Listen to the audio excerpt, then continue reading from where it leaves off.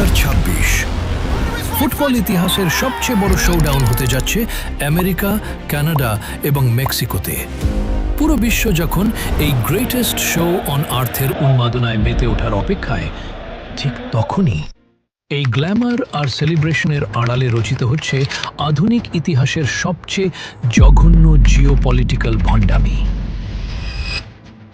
আপনি কি কখনো ভেবেছেন 2022 সালে ইউক্রেনে হামলার অপরাধে রাশিয়াকে মাত্র কয়েকদিনের নোটিশে বিশ্বকাপ থেকে লাথি মেরে বের করে দেওয়া হলো? কিন্তু গাজায় এত বড় ধ্বংসযজ্ঞের পরও ইসরায়েল কিভাবে ফিফার সব টুর্নামেন্ট খেলে যাচ্ছে? আজকের ভিডিওতে আমরা ডিকোড করব কিভাবে ফুটবলের এই মেগা ইভেন্টকে ব্যবহার করে আমেরিকা তাদের অপরাধগুলোকে ঢেকে ফেলছে।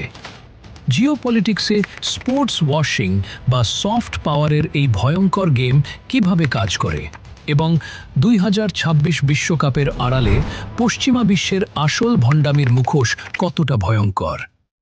মূল আলোচনায় যাওয়ার আগে একটি ছোট্ট অনুরোধ। আন্তর্জাতিক রাজনীতির এমন অজানা এবং এক্সক্লুসিভ বিশ্লেষণ সবার আগে পেতে এখনই ডিকোডেড বাংলা চ্যানেলটি সাবস্ক্রাইব করে বেল আইকনে ক্লিক করে রাখুন। চলুন শুরু করা যাক আজকের ডিকোড। ফুটবলের সাথে রাজনীতির এই মাখামাখি বুঝতে হলে আমাদের একটি টার্ম বা শব্দ বুঝতে হবে, আর তা হলো স্পোর্টস ওয়াশিং। সহজ কথায় স্পোর্টস ওয়াশিং মানে হলো খেলাধুলাকে ব্যবহার করে নিজেদের দেশের গ্লোবাল ইমেজ বা ভাবমূর্তিকে পরিষ্কার করা। যখন কোনো পরাশক্তি দেশের ভেতরে বা বাইরে মানবাধিকার লঙ্ঘন করে, যুদ্ধ লাগায় বা চরম কোনো অপরাধ করে, তখন তারা বিশ্বের মনোযোগ অন্যদিকে সরানোর জন্য স্পোর্টসের মতো মেগা ইভেন্টকে হাতিয়ার হিসেবে ব্যবহার করে। ইতিহাস ঘাঁটলে দেখবেন 1934 সালে হিটলার অলিম্পিক গেমস আয়োজন করেছিল তার নাৎসি জার্মানির সফট পাওয়ার দেখানোর জন্যে। 2022 সালে কাতার বিলিয়ন বিলিয়ন ডলার খরচ করে বিশ্বকাপ আয়োজন করেছিল পুরো বিশ্বের সামনে নিজেদের ইমেজ ব্র্যান্ডিং করার জন্যে। আর এখন 2026 সালে দাঁড়িয়ে আমেরিকা ঠিক একই গেম খেলছে। আমেরিকার উদ্দেশ্য খুব পরিষ্কার: বিশ্বজুড়ে ডি-ডলারাইজেশন, মধ্যপ্রাচ্যে চরম ব্যর্থতা এবং দেশের ভেতরের অর্থনৈতিক সংকট থেকে মানুষের নজর সরিয়ে পুরো দুনিয়াকে এক মাসের জন্য ফুটবলের এই জাদুকরী নেশায় ডুবিয়ে রাখা। এবার আসা যাক 2026 বিশ্বকাপের সবচেয়ে বড় জিওপলিটিক্যাল ভণ্ডামির জায়গায়। 2022 সালের ফেব্রুয়ারিতে রাশিয়া যখন ইউক্রেনে আক্রমণ করল, ঠিক তার কয়েকদিনের মাথায় ফিফা এবং ওয়েফা এক জরুরি মিটিং ডেকে রাশিয়াকে আন্তর্জাতিক ফুটবল থেকে চিরতরে নিষিদ্ধ বা ব্যান করে দিল। ফিফা তখন বুক ফুলিয়ে বলেছিল, ফুটবলে আগ্রাসন বা যুদ্ধের কোনো জায়গা নেই। কিন্তু এবার একটু থামুন। 2024 থেকে 2026 সাল পর্যন্ত গাজায় যা ঘটল, পুরো পৃথিবী তা নিজের চোখে দেখেছে। আন্তর্জাতিক আদালত পর্যন্ত যেখানে প্রশ্ন তুলেছে, সেখানে ফিফা কি পদক্ষেপ নিল? অবিশ্বাস্য হলেও সত্য, আরব বিশ্ব এবং মানবাধিকার সংস্থাগুলোর হাজারো চাপের পরও ফিফা ইসরায়েলকে নিষিদ্ধ তো করেইনি, বরং বারবার এই ইস্যুটিকে পাশ কাটিয়ে গেছে। কিন্তু কেন? একই অপরাধে রাশিয়া নিষিদ্ধ হলে ইসরায়েল কেন নয়? এর উত্তর লুকিয়ে আছে ফিফার স্পন্সরশিপ এবং পশ্চিমা দেশগুলোর পর্দার আড়ালের হুমকিতে। ফিফার আয়ের সবচেয়ে বড় অংশ আসে আমেরিকান এবং ইউরোপিয়ান ব্রডকাস্টিং বা স্পন্সরদের কাছ থেকে। আমেরিকা স্পষ্টভাবে বুঝিয়ে দিয়েছে, বিশ্ব রাজনীতির মতো ফুটবলেও তাদের ইশারাই শেষ কথা।